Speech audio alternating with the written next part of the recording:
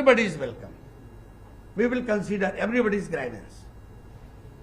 That's why I came over here. It's an allegation that the all-India leadership taking one-side action. There is All India Committee, 51 members. Our All India Committee is unanimous, not even a split of opinion. 100% unanimity is there in every action.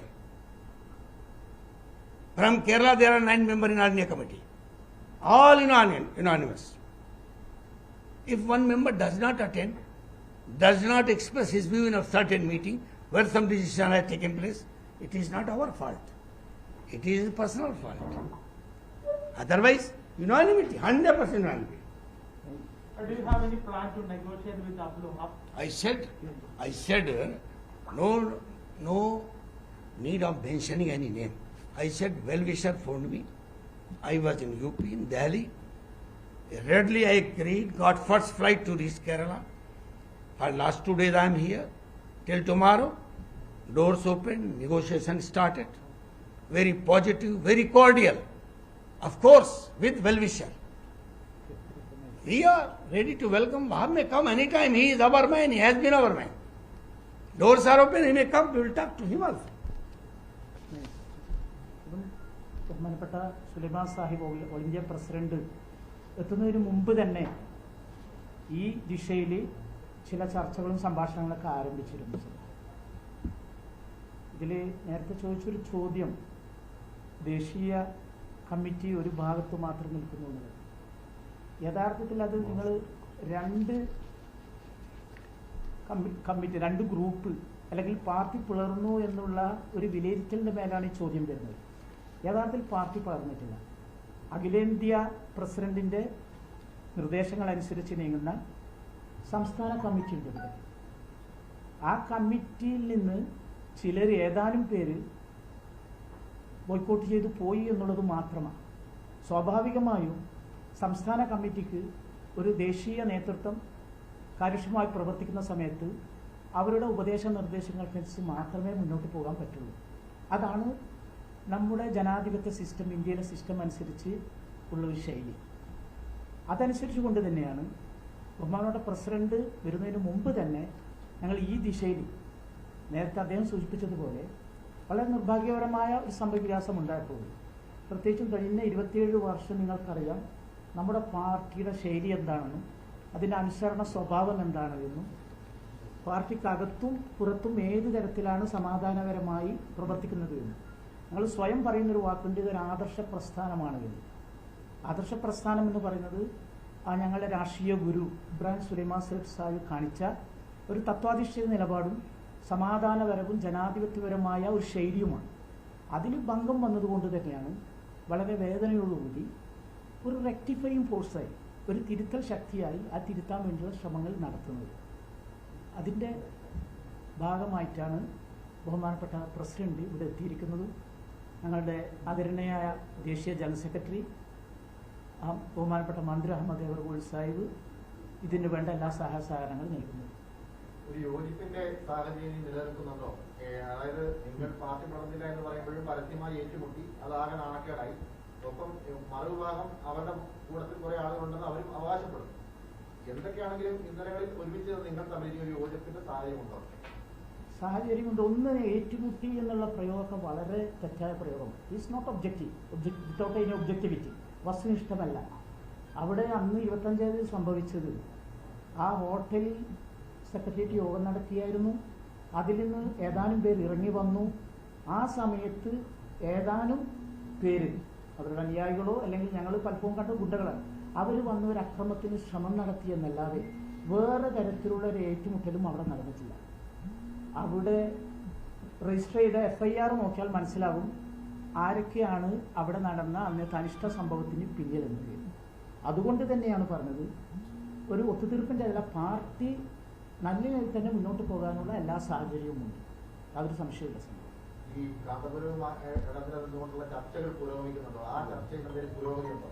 About the discussion, he is mentioning about the Kandapuram. I agree. Actually, he is Kandapuram. Ustad is our well-wisher of INL. well-wisher of community, well-wisher of the LDF. And we always give weightage to his advice. What's your question in front of you? Other, pardon? What's your question? Our position? Stand on this issue. Which issue? That is on this. Which sector is it? Huh? That is about the situation here and what we have presented before the mediators. No, we discussed that. Matter is not to be for public now, but we just continue.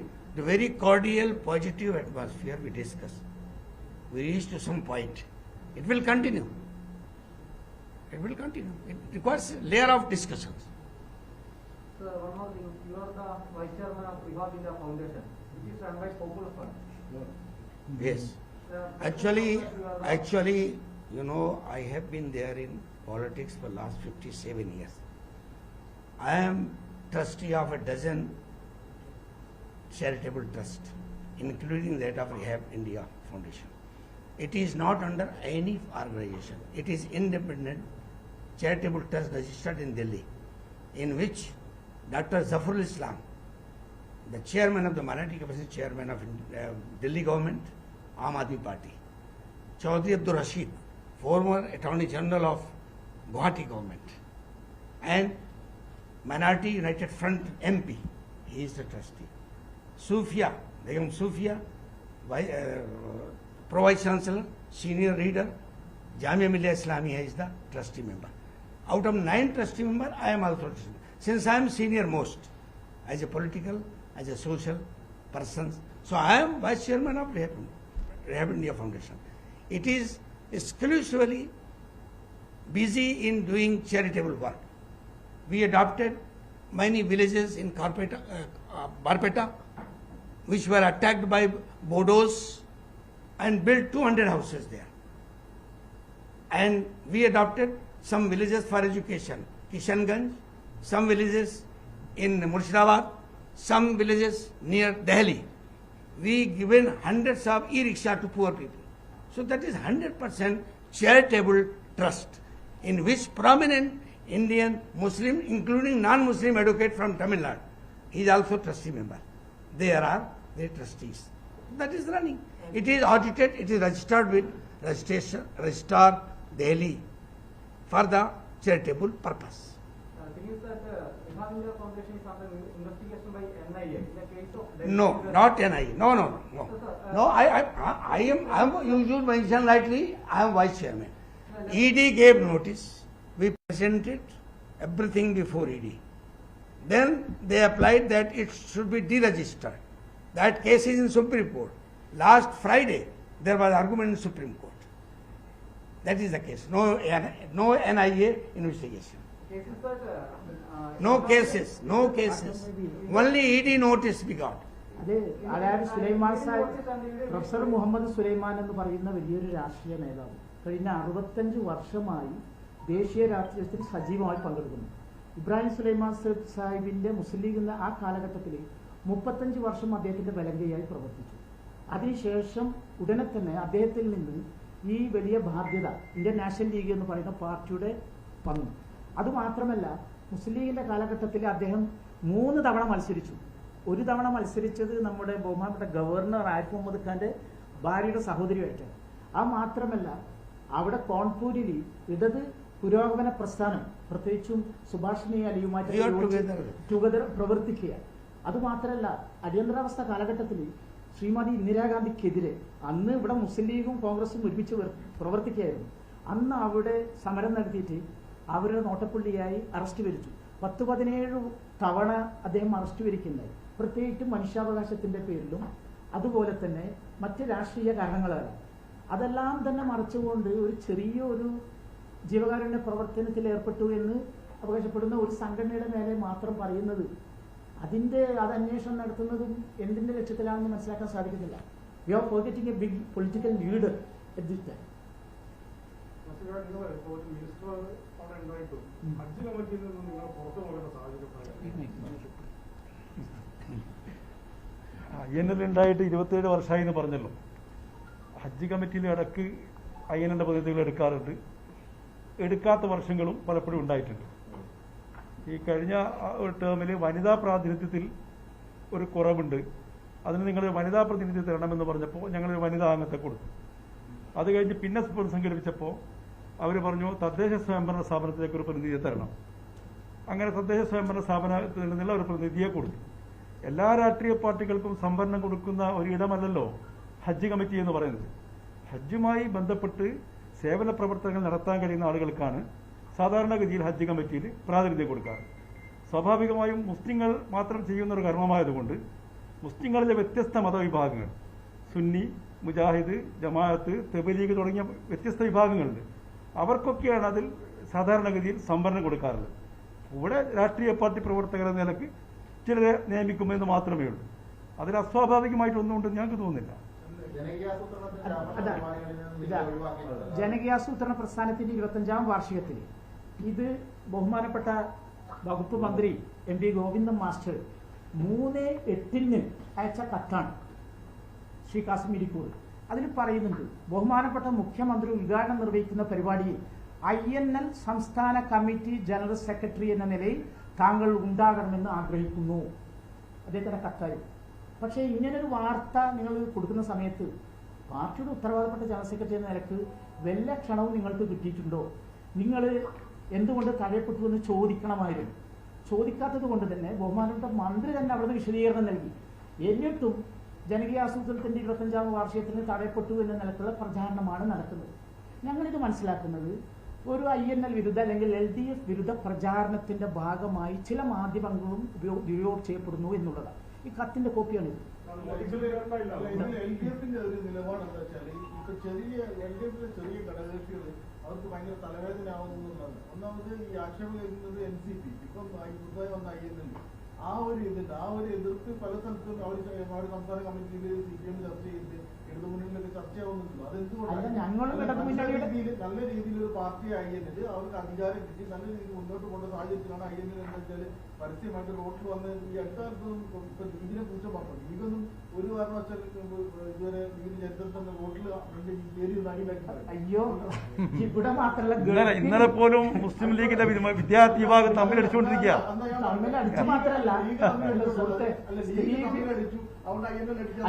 ഞങ്ങൾ പറഞ്ഞില്ല, നിങ്ങളാ പറഞ്ഞത്. മാത്രമല്ല, ഗൾഫിൽ ഏറ്റവും കൂടുതൽ മുസ്ലിം league ആശ്രയിക്കുന്നത് ഇപ്പം ഗൾഫിലാണ്. പ്രത്യേകിച്ചും CH സെന്റർ. ഓരോ KMCC യോഗം ചേർന്ന് കഴിഞ്ഞാൽ അവസാനത്തെ കലാപരിപാടി കമ്മിറ്റല്ല, അവസാനം ചായ കുടിക്കാതെ പിരികയാണ്. ഇവിടെ എന്റെ നാട്ടിൽ കണ്ണൂരിൽ വന്നിട്ട് KP മജീദ് എന്ന് പറയുന്ന ജനറൽ സെക്രട്ടറിക്ക് എങ്ങനെയാണ് തടി സലാമത്താക്കിയത് എന്ന് എല്ലാവർക്കും അറിയാം. അതുകൊണ്ട് ലീഗിന്റെ അച്ചടക്കത്തെ കുറിച്ചൊന്നും കൂടുതൽ പറയണ്ട. INL അതുകൊണ്ട് തന്നെയാണ്, ഇത് ഞങ്ങൾക്ക് ഇതുവരെ ഉണ്ടാവാത്തൊരു അനുഭവമായതുകൊണ്ട് തന്നെയാണ് അത് വളരെ അൺഫോർച്ചുനേറ്റ്, ദുർഭാഗ്യം എന്ന് പറയുന്നത്. അതുമാത്രമല്ല, ആ സംഭവത്തെ വളരെ സീരിയസ് ആയി എടുത്തുകൊണ്ട് തന്നെ ഞങ്ങൾ അതിന് പ്രതിവിധി കാണാൻ വേണ്ടി ശ്രമം നടത്തുന്നത്. അത് ഒരിക്കലും തന്നെ INL മുസ്ലിമിന് താരതമ്യം ചെയ്യേണ്ട. അത് രണ്ട് തന്നെയാണ്. ആ ജീർണ കൾച്ചറിൽ നിന്ന് രക്ഷപ്പെട്ടുകൊണ്ടാണ് ഞങ്ങളൊരു പാർട്ടി രൂപീകരിച്ചതും ഒരു ജനാധിപത്യ രീതിയിൽ നിങ്ങളോട് ഇക്കാര്യങ്ങൾ സംവദിക്കുന്നത്. എപ്പോഴെങ്കിലും മുസ്ലിം ലീഗ് ഒരു വലിയ അടി കഴിഞ്ഞതിന് ശേഷം അത് സംവദിക്കാൻ വേണ്ടി നിങ്ങൾ എടുത്തു വരില്ല. Please don't compare two parties. ഇത്ര മാത്രം ഇക്കാര്യത്തിൽ പറയാനുള്ളൂ. മുന്നണിക്ക് അപത്യം വ്യക്തമായിട്ടുണ്ട്. മിനിസ്റ്റർ നേരത്തെ പറഞ്ഞു കഴിഞ്ഞ കാലത്ത് അജീവത്തിൽ ഉണ്ടായിരുന്നു, ഇത്തവണ എടുത്തില്ല. ഇപ്പോ സാഹചര്യം മാറി. അതായത് INL ഘടകകക്ഷിയാണ്, ഒരു മിനിസ്ട്രിയിലുണ്ട്.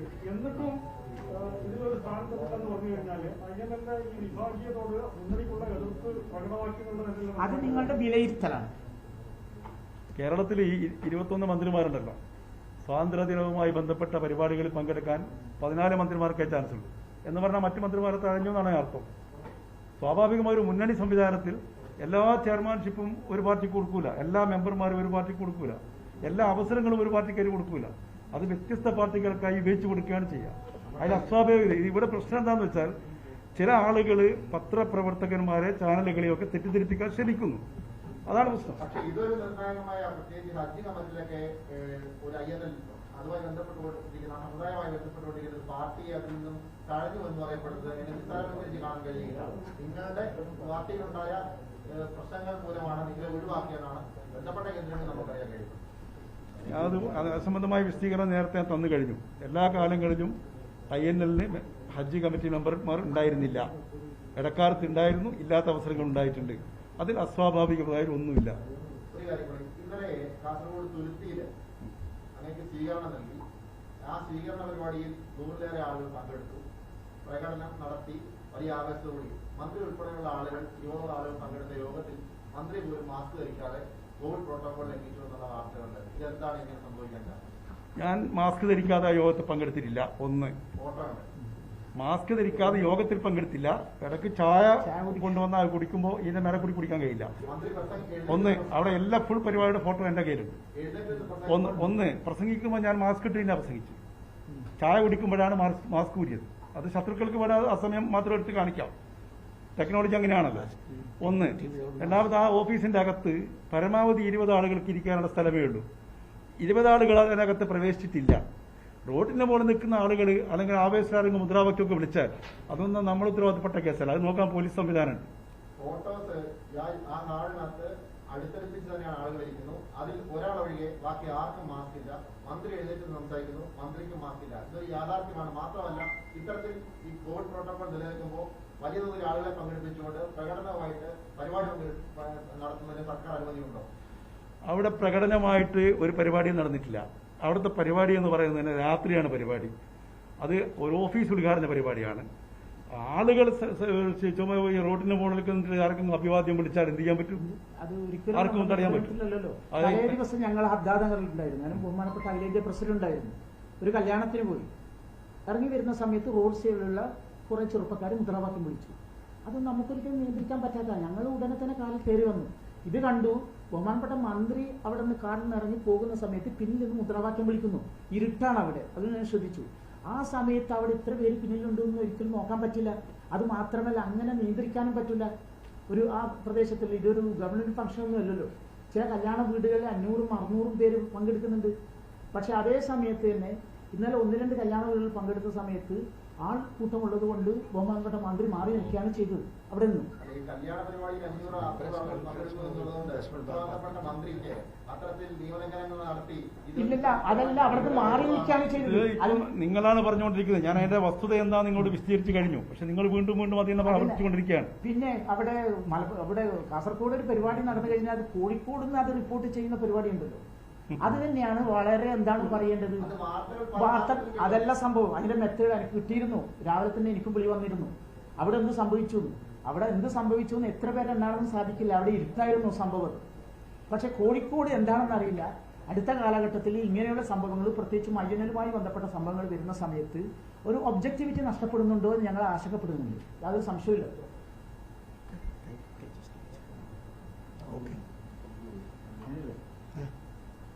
Okay. Thank you. Okay, thank you. Thank you.